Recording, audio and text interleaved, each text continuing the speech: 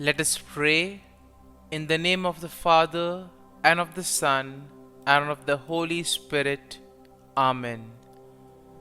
O Jesus, through the Immaculate Heart of Mary, I offer you my prayers, works, joys, and sufferings on this day for all the intentions of your Sacred Heart, in union with the holy sacrifice of the Mass throughout the world, in reparation for my sins, for the intentions of all my relatives and friends, and in particular for the intentions of the Holy Father. Amen. Let us pray for the intentions of the Holy Father for the month of September, for people living on the margins. We pray for those persons living on the margins of society in inhumane life conditions. May they not be overlooked by institutions and never considered of lesser importance. Our Father, who art in heaven, hallowed be thy name. Thy kingdom come, thy will be done, on earth as it is in heaven. Give us this day our daily bread, and forgive us our trespasses, as we forgive those who trespass against us. And lead us not into temptation, but deliver us from evil. Amen. Hail Mary, full of grace, the Lord is with you. Blessed are you amongst women, and blessed is the fruit of thy womb, Jesus. Holy Mary, Mother of God, pray for us sinners, now and at the hour of our death. Amen. Glory be to the Father, and to the Son, and to the Holy Spirit, as it was in the beginning, is now, and ever shall be, world without end. Amen. My dear friends, as we enter in the presence of the Lord, as we begin this new day, let us take a few moments to thank the Lord for all that He has done for us. We see that right from the time of our birth till now, there have been many instances or events where the Lord has worked wonders in our lives. He has guided us, He has protected us, He has shown us the way, helped us to overcome challenges and difficulties. And in this way, we can identify Him guiding us all through our lives. But there are occasions wherein we find it difficult to recognize His presence among us. We find it difficult to identify the blessings and the graces. And here we see that it is in these occasions that we need to specially ask the Lord to give us the grace that we may be able to identify those graces, those blessings in our lives. And therefore we see that the first thing to do is to be grateful to the Lord for all that He has done. And therefore, as we begin today's morning prayer, let us begin on this note of gratitude. Let us ask the Lord to help us identify His presence in our lives. And therefore, let us begin by thanking the Lord for all the things that He has done for us. Lord, we thank You for the gift of life. We thank You for giving us talents, opportunities, and various gifts that enable us to become better persons, and also that enable us to reach out to others and make a difference in the lives of others.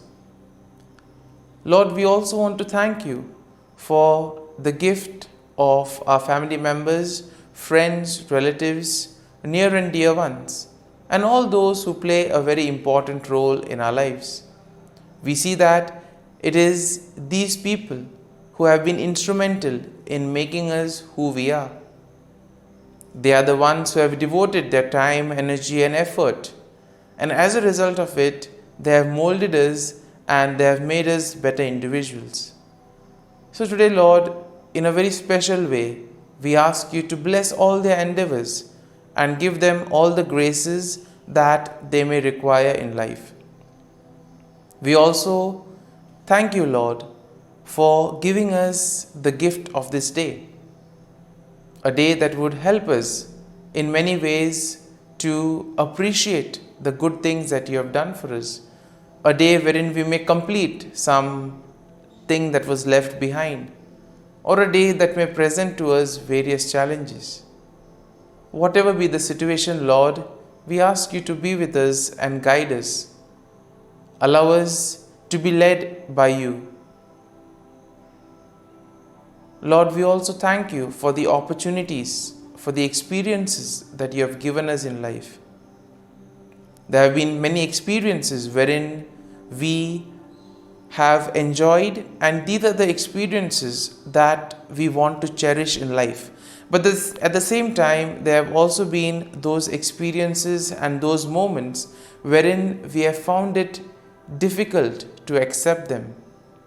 These are the experiences that have been learning experiences. They have taught us a lot in life.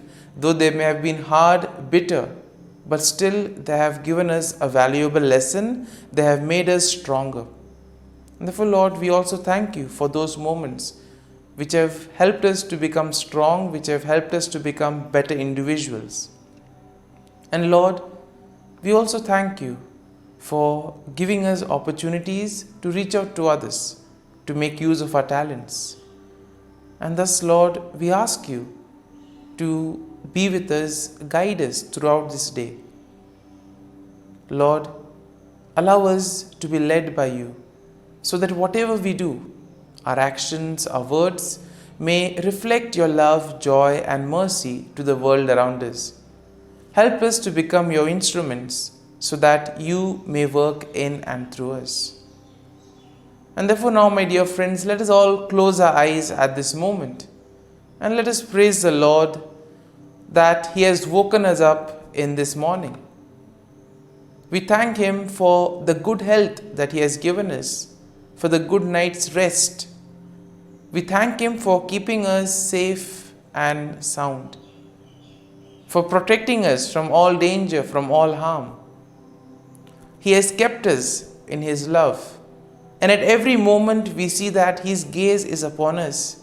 He never abandons us. He is always there, guiding us, protecting us, showing us the right path. He loves us. And for all this, let us praise Him, let us thank Him, and let us glorify Him.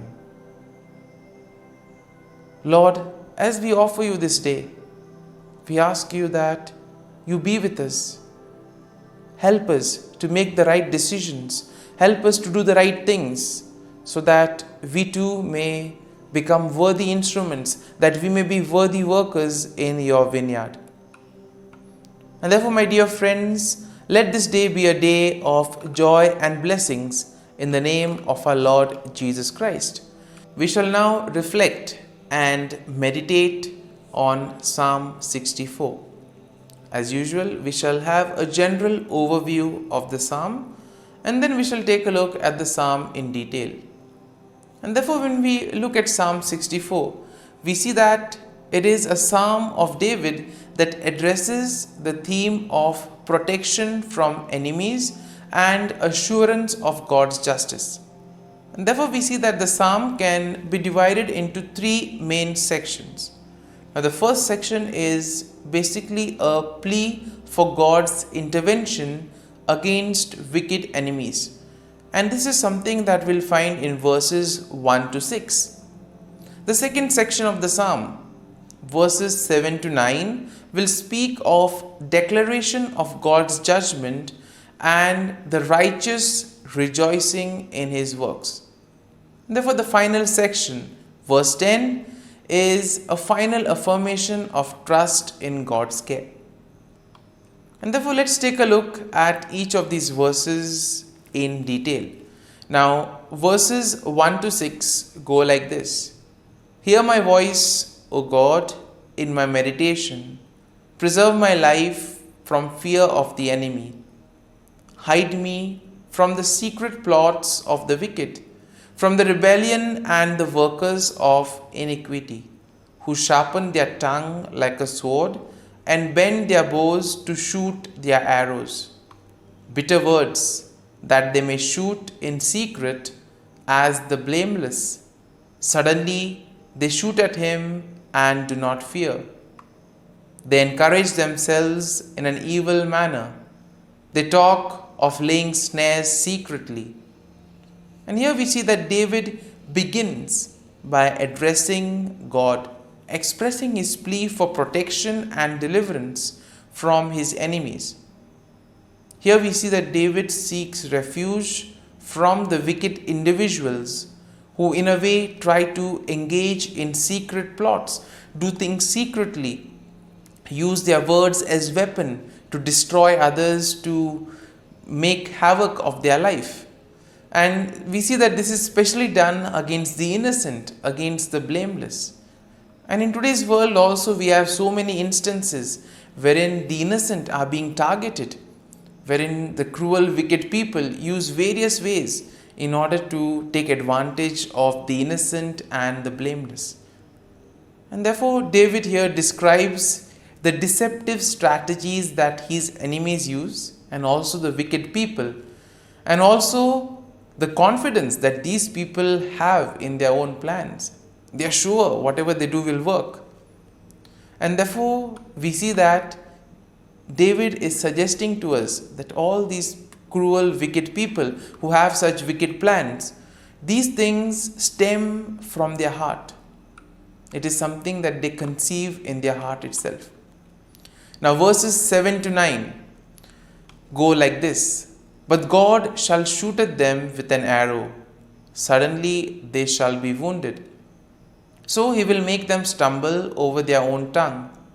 All who see them shall flee away. All men shall fear and declare the work of God, for they shall wisely consider his doing. Now in this section, David declares God's judgment upon the wicked. He expresses confidence in God's intervention, and thus he states that God will shoot arrows at them and cause them to stumble.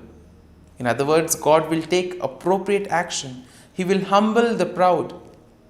He will bring justice to all those who face injustice. And in this way, all the wicked, all those who do evil will be humbled. They will be brought down. And therefore, David envisions a scenario where the sight of God's judgment will invoke fear and will cause the people to recognize and proclaim the works of God. And therefore, the deeds of the wicked, though they are done in secret, all of that will be exposed. It will be brought to light. It will be out there in the open. And their plans will come to nothing. And therefore, all their plans will be destroyed. So therefore, David emphasizes the need to place faith and trust in the Lord. And finally, in verse 10, we have the conclusion of the psalm.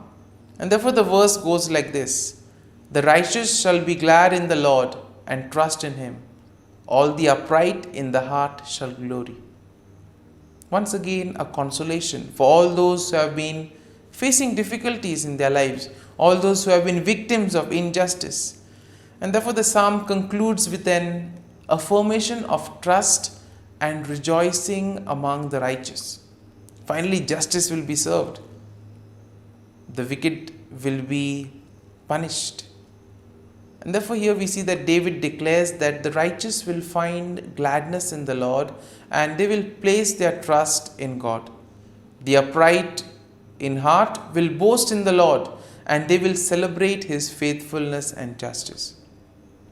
And therefore, overall, we see that Psalm 64 presents a plea for God's intervention against the wicked enemies, and it expresses confidence in his judgment.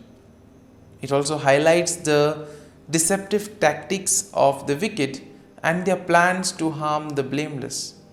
And therefore, the psalm assures the righteous people that God will protect them, and all that they need to do is place their faith and trust in the Lord. It emphasizes the ultimate triumph of the righteousness and the recognition of God's works among His people. And therefore, the psalm will serve as a reminder that God sees and judges the actions of the wicked, and He provides security and justice for all those who do the will of God.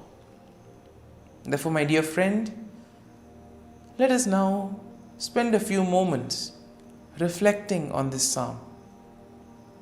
There may have been many things that would have touched us. Could be a verse, could be a sentence, could be a thought or a word. Remain with it. Allow it to take root in you. In this way, we see that the psalm will really be meaningful to us, and will be ultimately be able to draw fruit from it. And therefore, as we spend these few moments in silence, allow the word, allow the thought to take root in you. Let it become part of you, so that ultimately all your works, actions today will be able to radiate the love, peace and mercy of God. That you too will be able to praise the Lord in all your works, in all your dealings with others.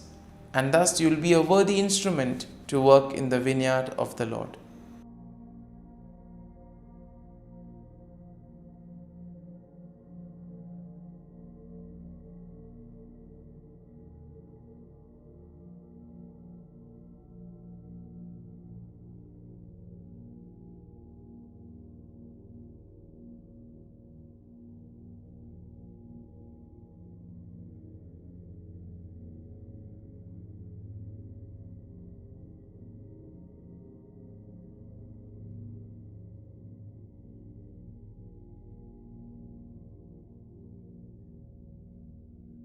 Prayer to Saint Michael the Archangel for protection. Saint Michael the Archangel, defend us in battle. Be our defense against the wickedness and snares of the devil. May God rebuke him, we humbly pray. And do thou, O Prince of the heavenly hosts, by the power of God, thrust into hell Satan and all the evil spirits who prowl about the world, seeking the ruin of souls. Amen. Act of Adoration. O Sacrament most holy, O Sacrament divine, all praise and all thanksgiving be every moment thine. Saint Gertrude Prayer for souls in purgatory. Eternal Father, I offer Thee the most precious blood of Thy divine Son, Jesus, in union with the masses said throughout the world today, for all the holy souls in purgatory, for sinners everywhere, for sinners in the universal church, those in my own home and within my family. Amen. May the divine assistance remain always with us, and may the souls of the faithful departed through the mercy of God rest in peace. Amen. Glory be to the Father, and to the Son, and to the Holy Spirit, as it was in the beginning, is now, and ever shall be, world without end. Amen.